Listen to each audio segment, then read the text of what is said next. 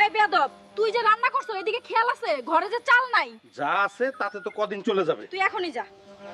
কইলাম যে ঘরে চাউল আছে, কয়দিন চলে যাইবো, তাও চাউল কিনতে পাঠাইলো।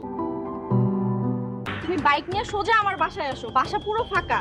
গাধাটাকেও বাজারে পাঠিয়ে দিছি, জলদি আসো। আচ্ছা ঠিক আছে, 1 মিনিট দাঁড়াও। তুমি বাবা কখন গো, আসবে? আমাগো এলাকায় কত বড় লোক একটা পোলা আইছে।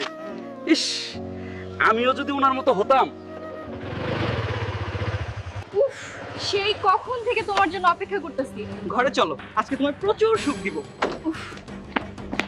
চলো শোনা। ওই হালকা কই, তুই আজকে কাজে যাবি না নাকি? এ কি, এই বাইক কার আর ঘরে এসব কি হইতাছে? সর্বনাশ। হালকা, তুই এখানে জলদি বাসায় যা। তোর বউ ঘরের ভিতর কার সাথে জানি আকাম করতেছে। নাউজুবিল্লাহ। এই বউ, তুই ঘরে কার সাথে আকাম করিস? জলদি দরজা